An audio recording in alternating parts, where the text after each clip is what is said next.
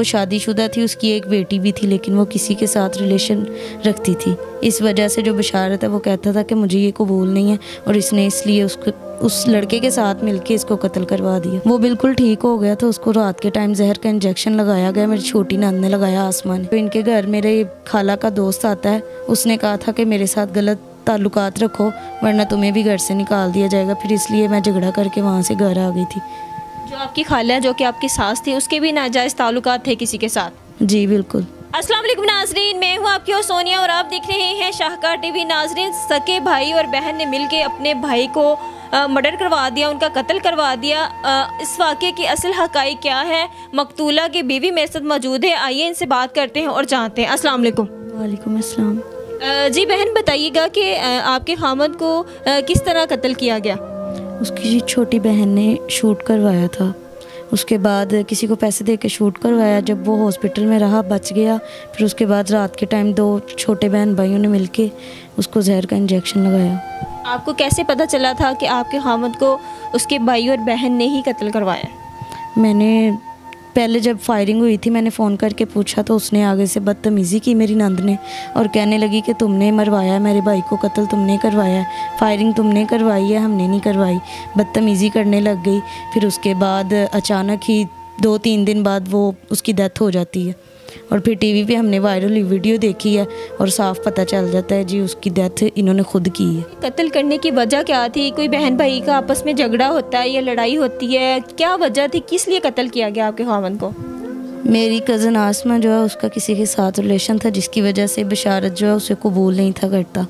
हालांकि वो शादीशुदा थी, उसकी एक बेटी भी थी, लेकिन वो किसी के साथ रिलेशन रखती थी। इस वजह से जो बशारत है वो कहता था कि मुझे ये कबूल नहीं है और इसने इसलिए उस लड़के के साथ मिलके इसको कत्ल करवा दिया। ठीक है, आपकी नंद ने अपने आशना के साथ मिलके? जी बिल्कुल। ठीक है, और उसके भाई ने भी साथ दिया, यानी कि आपके देवर ने भी साथ दिया? हाँ जी। उनकी फैमिली को पता था कि इनके नाजायज़ ताल्लुकात हैं? सब एक साथ मिले हुए थे, बस बड़ा भाई जो है वो इस बात को गुस्सा करता था कि ये चीज़ें मुझे अच्छी नहीं लगती, क्योंकि वो इस्लामी लोगों के साथ रहता था। अच्छा, ये बताइएगा कि जहाँ पे आपकी शादी हुई थी वो आपके रिश्तेदार थे? मेरी सगी खाला थी। सकी खाला थी। शादी को कितनी देर हो चुकी थी? तकरीबन 4 साल। 4 साल में उनका आपके साथ क्या बिहेव था, क्या रवैया था आपके ससुराल वालों का? बिल्कुल गलत बिहेवियर था, बदतमीज़ी करते थे, मारते थे, ज़बरदस्ती काम करवाते थे सारे घर का। सब घर वालों ने मिलके नौकरानी बनाया था, छोटी नंद, छोटा देवर, सब बदतमीज़ी करते थे। अच्छा, ये बताइएगा कि आपके खामद को मालूम था कि आपके साथ बदतमीज़ी की जाती है? उसको कोई पता नहीं था, वो अपने काम पे होता था या बाहर निकल जाता था। जिस दिन आपके खामद को कत्ल किया गया उस दिन आपके खामद घर पे मौजूद थे, घर से गए थे बाहर? उससे पहले इन्होंने मुझे मार के घर से निकाल दिया था। किस लिए मारा था आपको?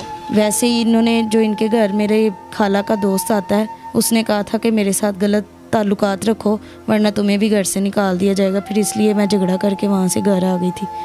जो आपकी खाला जो कि आपकी सास थी उसके भी नाजायज़ ताल्लुकात थे किसी के साथ? जी बिल्कुल। और वो शख्स आपको कहता था कि मेरे साथ गलत ताल्लुकात रखो? हाँ जी। अच्छा, आपने ये अपने खामद को बताया?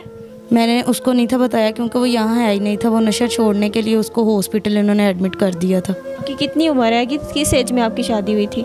मेरी तकरीबन मैं 18 साल की थी जब शादी हुई।